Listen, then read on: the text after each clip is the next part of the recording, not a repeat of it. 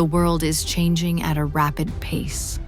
Technology erases distance and even crosses the barriers of language, yet the path of sharing the gospel is becoming more complex than ever. Invisible walls are rising. New regulations and shifting realities quietly narrow the doors of mission. Fewer missionaries are able to go, and the world seems to be closing in. But there are those who do not stop. Even in an age of hesitation, they step out toward a wider world. This is the International Mission Board of the Southern Baptist Convention.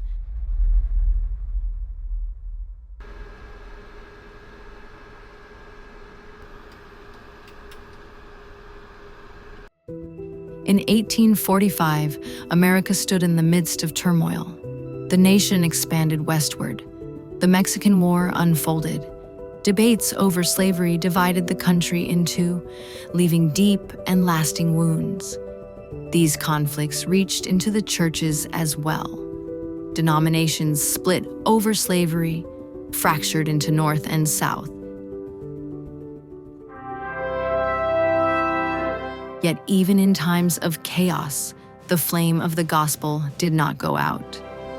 The fires of the Second Great Awakening spread across the nation, igniting passion for evangelism and missions. And in that very year, within a small church in Richmond, a historic decision was made.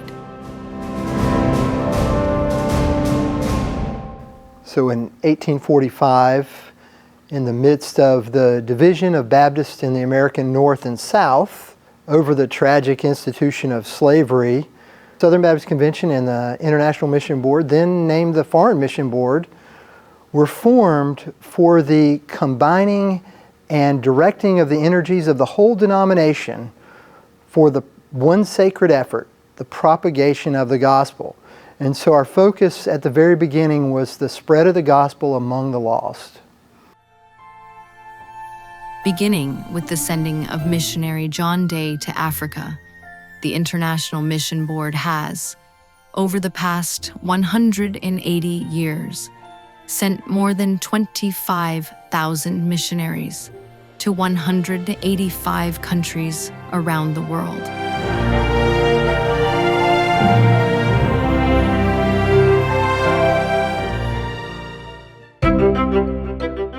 As we look back on these 180 years, one question stands before us.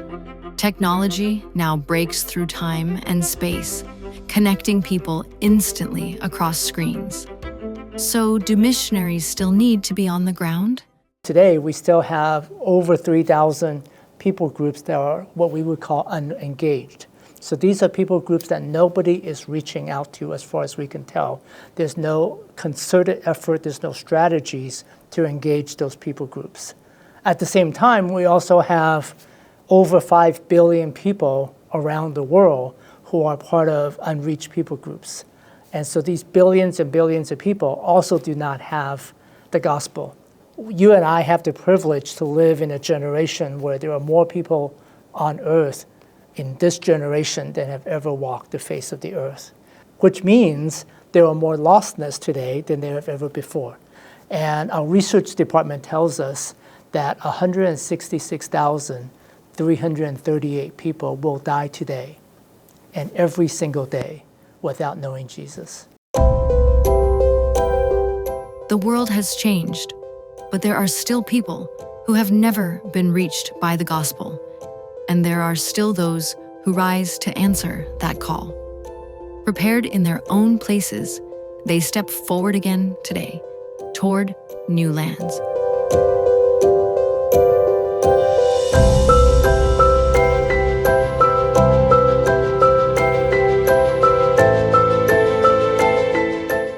We currently have 1,600 people that are in the pipeline wanting to go as missionaries. This is an incredible growth over the last 6 years, where we were at a very small number before that. There is 2 generations, the millennials and Generation Z, that are on fire for a mission. And when you give them a mission, they will attack it. So they are hearing the call that people are giving from the IMB, but also from God, and saying the mission that is most important in this world today is impacting lostness. And people are responding to that. In this current of passion, missionary Jane also followed God's calling. How did she come to choose the path of mission? So in 2022, I got to go on my first short-term mission trip to a small country in Central Asia. At that trip, I got to go to a small village, and there we held a VBS, or Vacation Bible School. And so we would sing, dance, and play games together with all the kids in the village. But just to see how much joy these children had singing praises to the Lord really touched my heart. And in particular, there was one middle school girl who had pulled me aside and asked to sing worship songs in English, though her English wasn't that good. And so we were sitting there in the corner of a room just singing praises to God. And I really wanted to see more children like this girl come to know Christ and to share that joy with them. And so I started the IMB application. And so I prayed about where I wanted to go or where I could go. And God really opened my eyes to Tokyo. Throughout my life, I've had a lot of encounters with people with depression and also suicidal ideation. And so when I saw the suicide rates at Tokyo, it really moved me. And I knew that this is where God wanted me to share his hope to the people around him. They were doing street evangelism, and then they saw Hope walking down the street. And so they asked her to have a short English conversation. And she stood there listening to them, and they were sharing the gospel with her. And she just took it all in. Would come to Story Church events and also continue with Bible study with a coworker. And then, she very quickly, honestly, came to accept Christ as her Lord and Savior. But then the joy really didn't end there. The joy continued as she would grow in Christ, and she would share about what she's reading in the Bible and share about her struggles, but also just her overflowing love for not only Christ, but also those around her. I see people like Hope next to me and see her passion for Christ and know that there's people who would be like Hope, that there will be more Hopes out there. And so, that really pushes me, encourages me to continue working hard. When one soul steps out of darkness into light, that joy cannot be exchanged for anything this world can offer. And even now, a new wave is rising. Those who answer this sacred calling, for that joy, they have decided to embrace any hardship, any sacrifice, even in unfamiliar lands.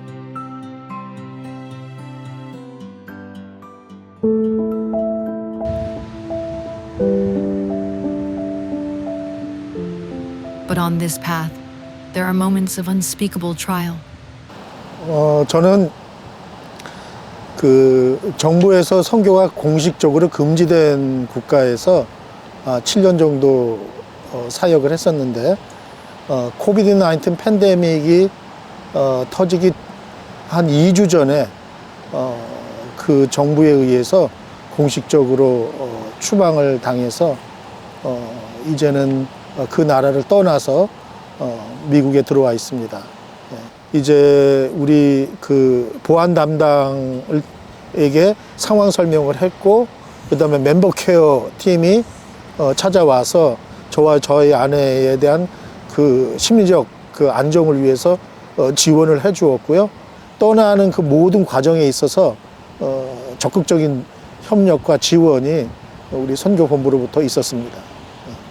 지금도 제가 가지고 있는 정체성은, 저는 그 일선 선교사다, 프론트라인 선교사다라고 하는 그런 정체성을 가지고 있기 때문에 원하지 않았음에도 불구하고 선교지를 떠나야만 했던 선교사들에게는 동일한 마음이 있을 것이라고 생각이 들어요. 왜냐하면은 마치지 못한 사역에 대한 하나님 앞에 송구한 마음들이 있거든요. 그러니까 제가 그 선교지에서 해야 될 사역들을 완벽하게 끝내고 돌아온 것이 아니고 또 제가 원해서 떠나온 것이 아니고 여전히 나의 사람들은 그 선교지에 머물러 있고 내가 하던 사역은 여전히 남아있다라고 하는 그런 마음들이 있기 때문에 하나님께서 허락하시고 상황이 허락한다면 다시 그곳으로 돌아가서 끝내 못 이룰 사역을 이어가고 싶은 마음들이 여전히 많이 있죠.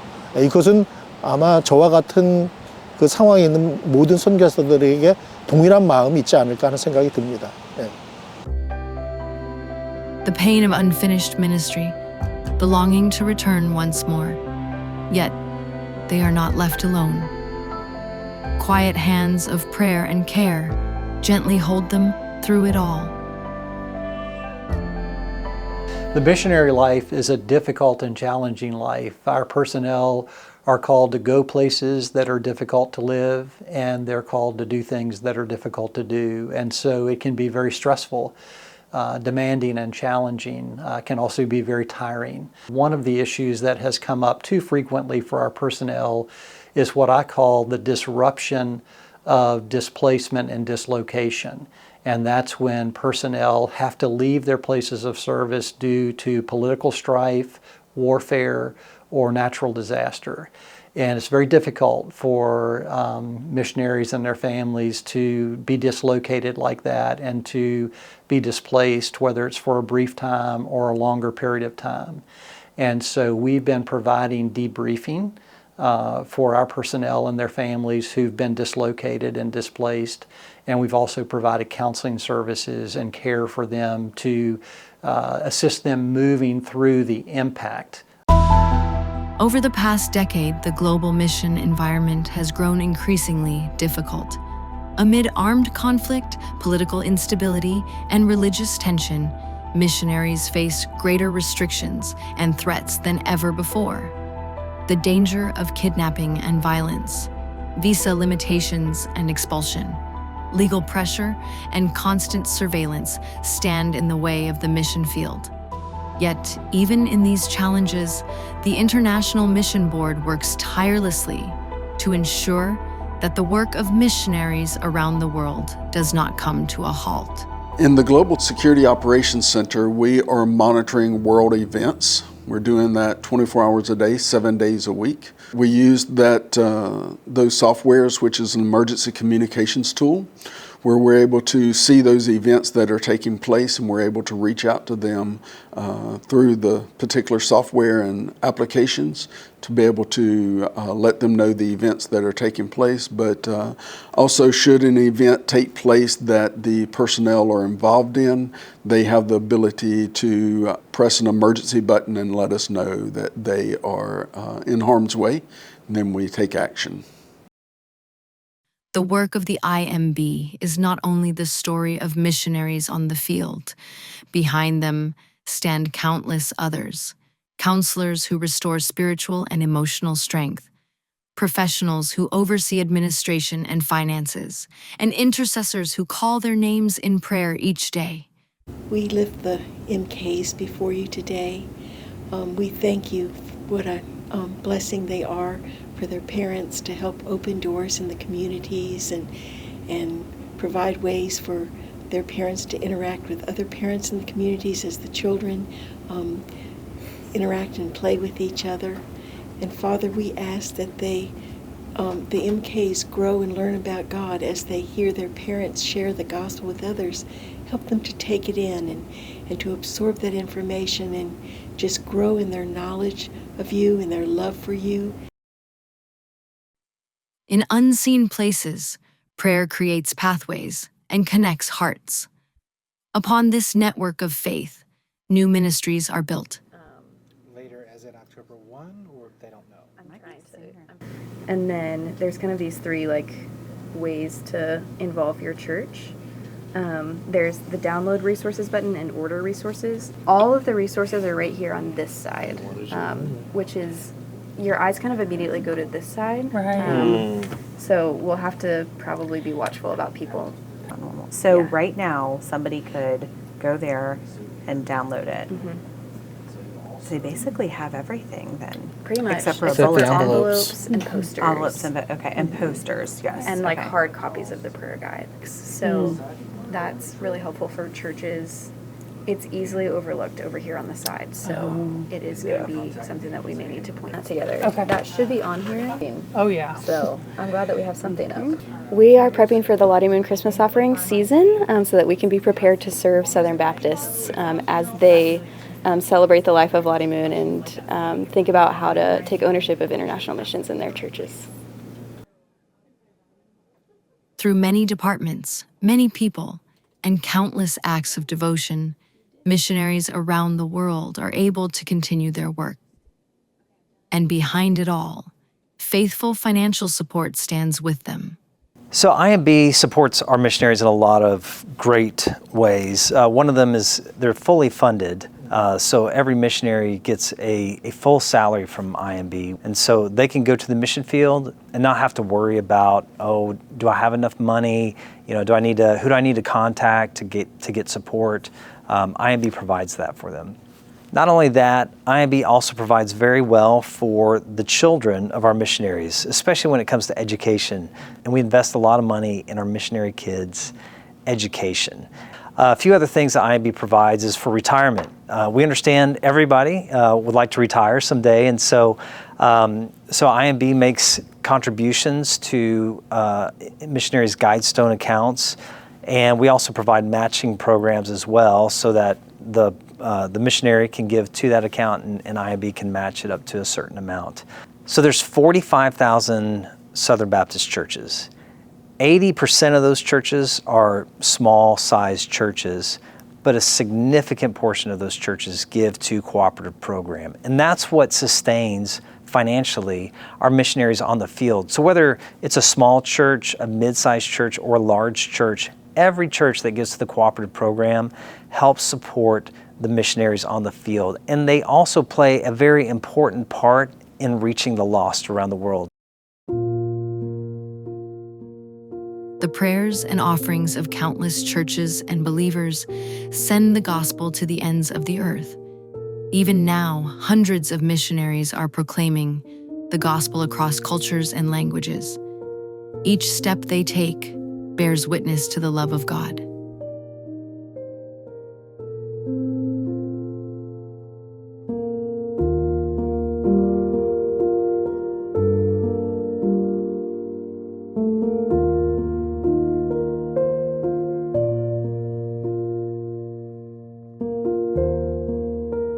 We were appointed in April 1980 and then went to training at the last half, September to December in 1980, and we went to the field. We arrived January 11th, 1981, and into Entebbe, Uganda, and our ministry was centered in Kampala, Uganda. It was a few years after the dictator Idi Amin had been ousted. The country was in chaos. It was, the U.S. Labeled it the third most dangerous country in the world to live in. But places like that are good places for the gospel. We went through multiple armed robberies. One of them, they threatened to kill Larry. He actually put the gun on Larry, and Lisa cried out, "Please don't kill my daddy." And the other men that were with the man with the gun, they told him to back off. And so they just took stuff and left us alone. And so we are all very grateful through all of those that God preserved us and allowed us to continue to do ministry. There were moments when their lives were threatened by violence, times when illness brought them to the ground, unsure if they would rise again. But each time, God held them fast. You know, there's a lot of hard things happen when you leave America and go to the field. And I think sometimes people think it's only happening because you went to the field. But we have to realize that we have an enemy who is like a roaring lion that's looking to devour us. I know when we were going through the hard stuff of the armed robberies and things like that, we were encouraged to leave for a while. And we just didn't have God's approval on that. We just sensed that He wanted us to stay. And in the end, our staying was a testimony to our neighbors who couldn't go anywhere.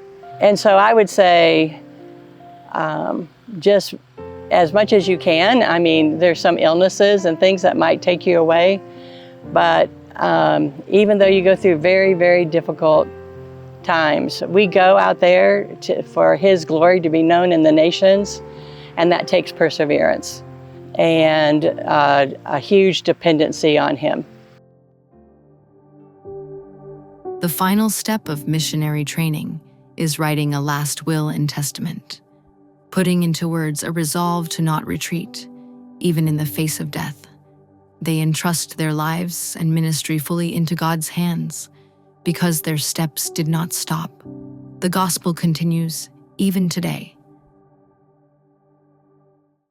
We want to raise up over 500 additional missionaries for our fields out there. Our field workers have asked for those workers, and we're praying that God would provide those workers. Jesus said to pray the Lord of the harvest to send out laborers for His work. And so we're praying, Lord, raise up 500 additional missionaries to go to the nations.